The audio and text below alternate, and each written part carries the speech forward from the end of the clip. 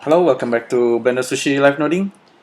In this episode, we're gonna take a look at something slightly simpler. It's the functions called bisect. Okay, bisect.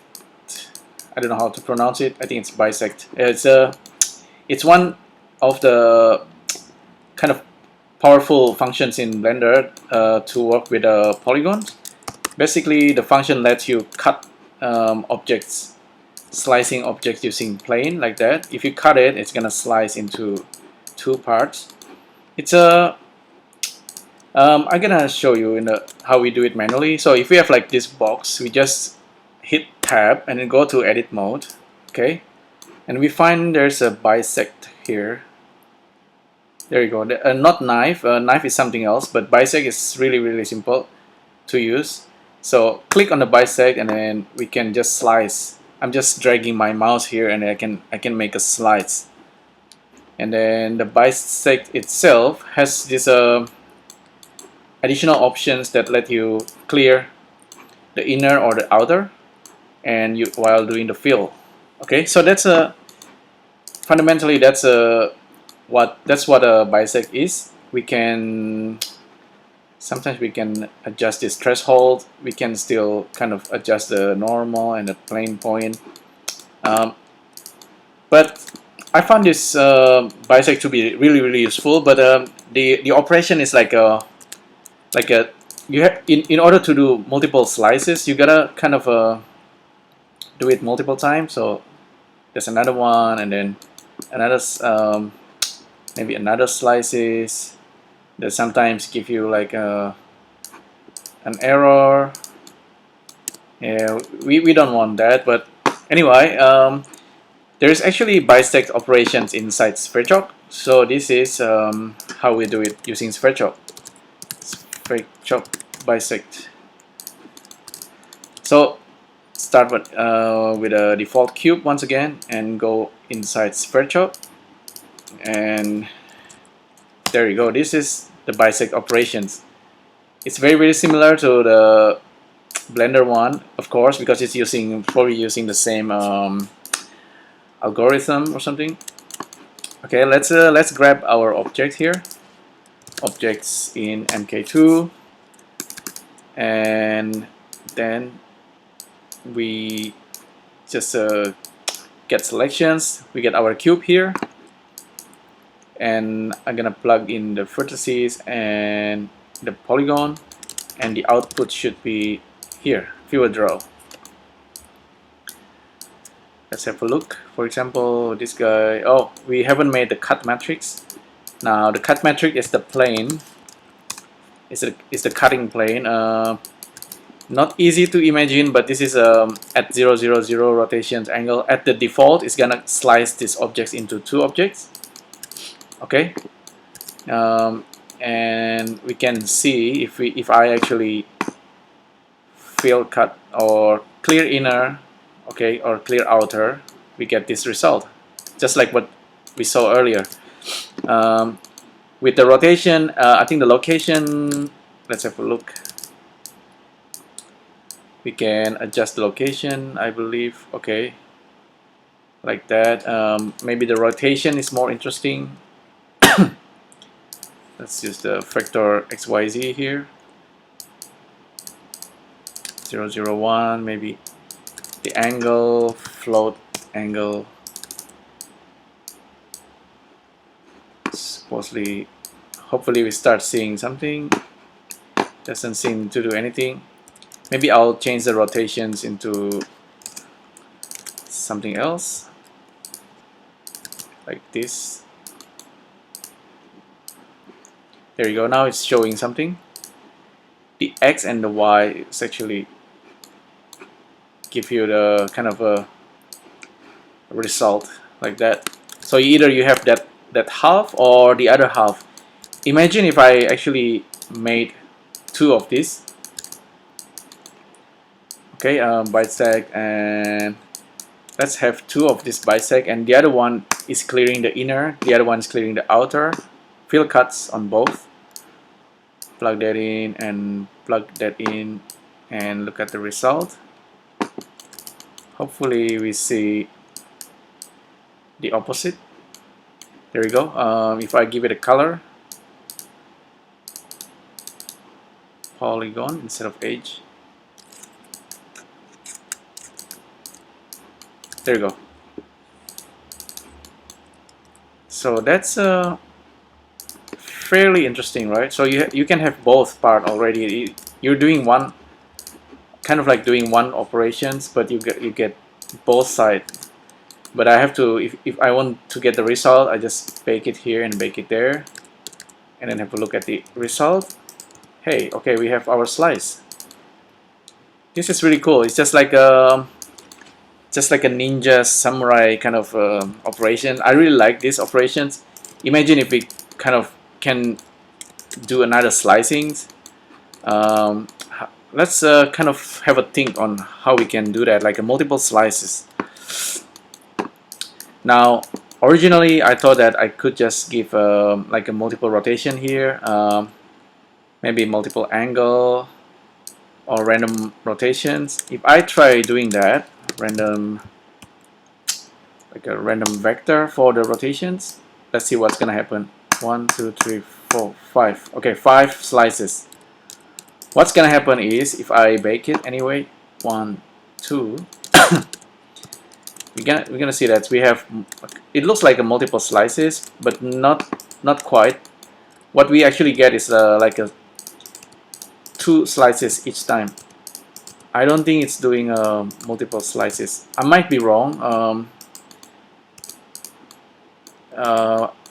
Actually, it might actually doing multiple slices, but I'm not quite sure. It's probably just 2 slices, but I'm gonna try again. So let's start from a cube, and then get our cube, and then go under outliner. Let's investigate the result. Bake and then bake. Okay, we should have like a multiple. So we have this. That's like 2 slices. Maybe turn on ambient occlusion.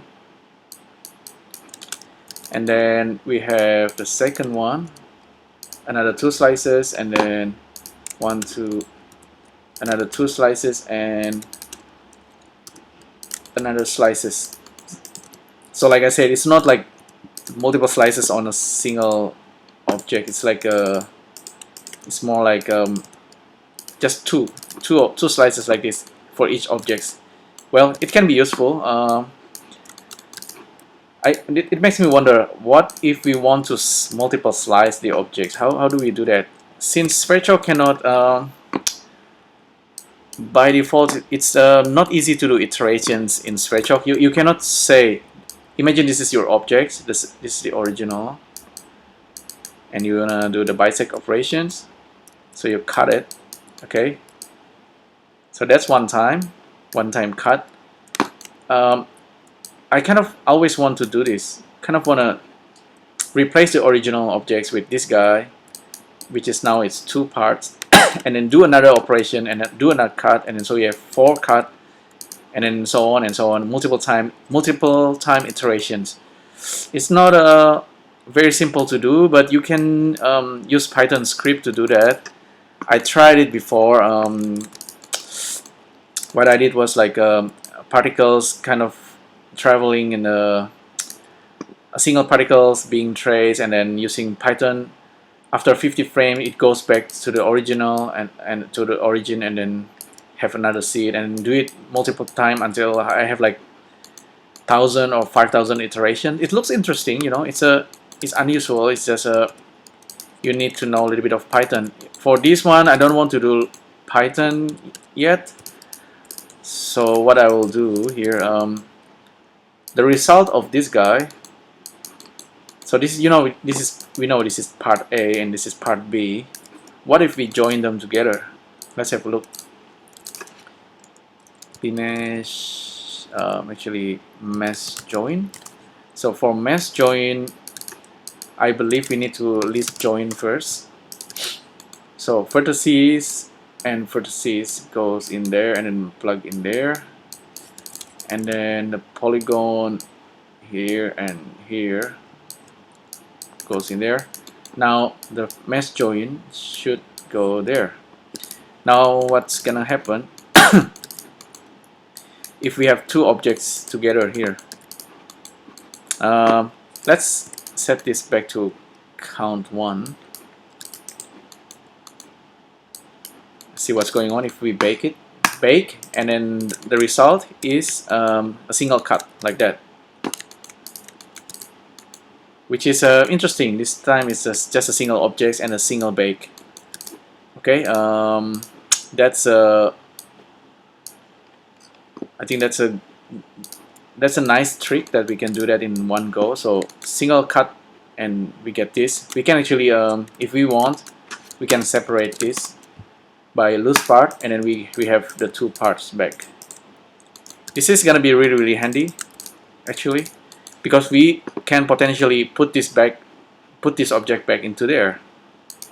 Okay, let's actually do that with the random. First of all, random and the seed.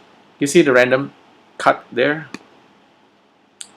The cut is the cutting plane is currently just in the same position, but we can randomize the seed like that. We can actually randomize the location as well.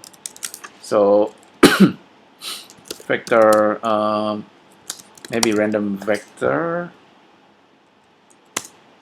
for the position. So you can see we can now kind of using the seed here for the location and the rotation of the cutting plane, and each frame update is gonna cut it in the different places. So my idea is kind of doing it manually at the moment, but it's like this. Okay, so we have the box and we have this this preview of the objects that's gonna be cut. So I cut it. So this is the original. This is the first cut, and then what's gonna happen is I'm gonna load this guy, and then I'm gonna change the seed, and I'm gonna do another cut. Now I have second object. It has a, I think it should have the second cut, unless I did it wrong. Select this guy, get selection, and then randomize.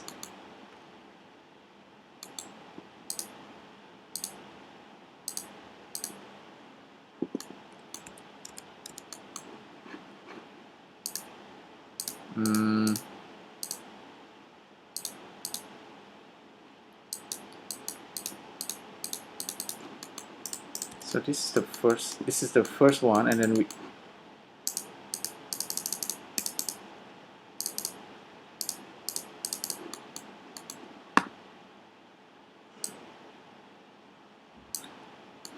okay, I forgot. This should be frame number. I forgot to plug that in, so we actually keep making the same cut. I made a mistake there. Okay, now we have a different cut.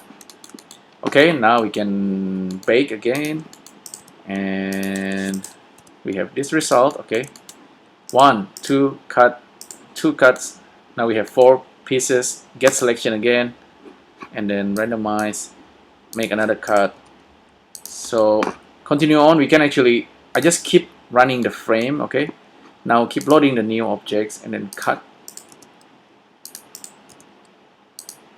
and then reload, and then another bake. Every time it bakes, it's gonna make a new cut. What's gonna happen here? 1, 2, 3, 4, 5, 6. Each one has a more cut. So 1 iteration, second, 2 iteration, 3, 4, 5. 5 iterations, and we get these objects. So if I separate by loose part, and if I try to separate our object. You see, this is like all in different pieces. This is really cool. So we have like this kind of cutting mechanism for objects. Although it's still kind of manual, we have to do bake, get selection, bake, get selections, kind of doing it. But it's still pretty cool, I guess. And you can perhaps use rigid body, add active, and then you can do like a plain passive rigid body and then run the simulations.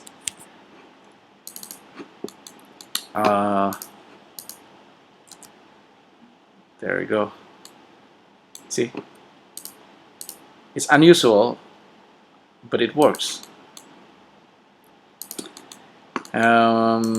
Let's do it again. This time don't use the box, let's use a torus. Let's use a donut. Okay, donut, and smooth it. File, save as new. Get our donut. Have a look at the result. Turn off the points. So you see there's a cut there. Okay, that's the first one. I'm gonna keep running the time frame. It's gonna keep doing the cutting. Actually, I don't need to do that. I just do it manually. So let's find a good cut. Okay, that's a clean cut, so we can bake it. So that's the first iterations. Get that guy, and then change the seed, and then make another cut. Second cut. And I'm gonna do the next one.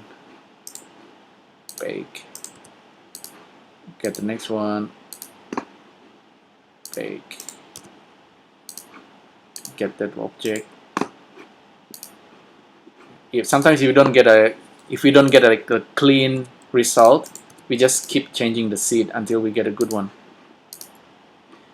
So bake.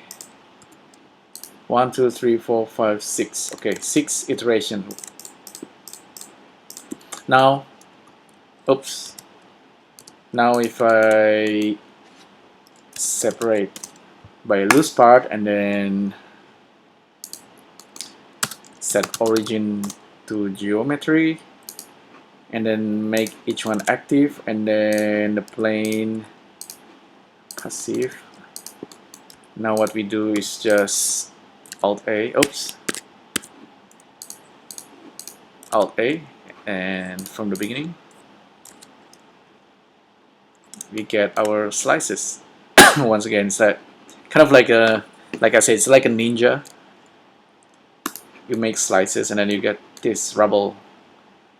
I guess you can kind of remove it. Oops. See, we have this.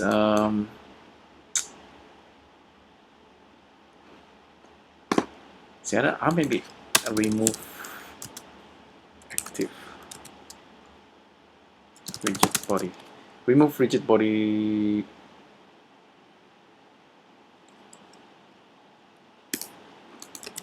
Yeah, maybe I should bake it, or I don't know.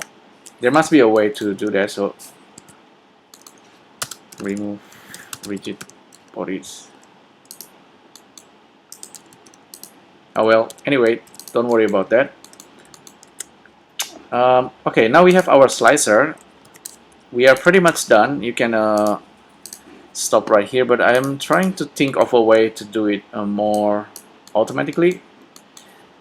Maybe I can do it like this. So Control G, I'm grouping this guy. So now I'm gonna get this group. It's gonna be called group select. Get selection, so we get the group. We can have two objects. Let's say we have icosphere. Don't worry, actually. So we have the cube, and what if we use animation nodes to do the baking? What's gonna happen? Maybe we're gonna have like crazy kind of loop, but we're gonna see. Turn off always, just in case it's gonna create like a crazy loop. Objects from group, get our group, and this guy can actually loop, right? And this guy can actually do the baking. So if I bake here,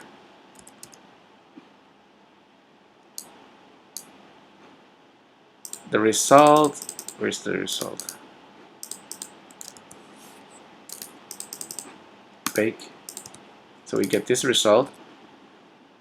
I want the result to go into the object group, so I'm gonna make like a bmesh mk2. Let's see if this actually works. Maybe we don't need animation nodes, but I'm gonna try plug this guy in there. So we have this bisect cut. We're gonna put it in the group. By default, the group name is the same as this alpha. So it's called alpha. So if we get the alpha here, I wonder what's gonna happen actually.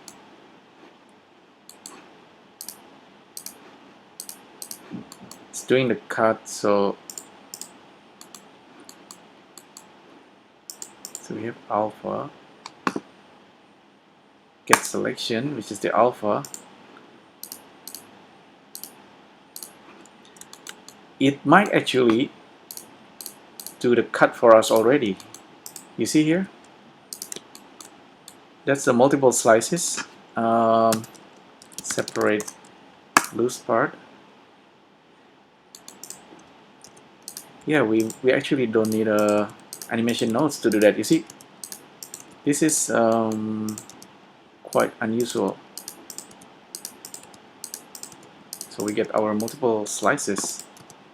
I don't know if we have overlap. It might actually have overlap, which is a bad thing. But yeah, you see, we have so many objects now. Originally my plan is to use animation nodes to do the looping, but seems like this is a kind of some crazy iterations happening here. So we start from these objects and then we get the selections, and we have this second object which is inside this group called alpha, and then if I get the selections, we get the alpha. Now whenever I change the frame, it's doing a cut.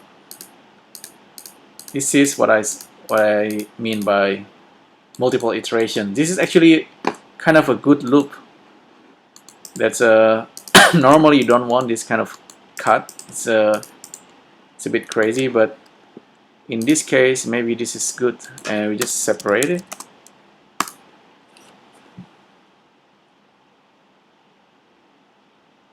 And we should have our multiple slices.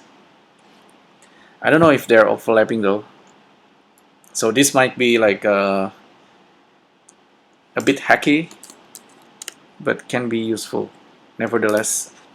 Oh, just now I just hit Shift Z. Shift Z is good to quickly render the object. I think we have like a multiple slices. So okay, I took that guy. It doesn't have the inner part, so that's a pretty bad slice. This guy also doesn't have the inside slices. Maybe the slices is too random. This one actually has thickness, not the bottom part. So that's seems like another pretty bad cut. So I don't know. This is maybe not the most elegant result. However, it's kind of interesting. Okay, so that's pretty much what I want to show you with this bisect operations. That's now you can do it using Sverchok. It can be, I guess it can be useful. There must be usage for this. Okay, hopefully this is useful for you. Leave me comments or questions down below if you have any. I'll see you in the next video.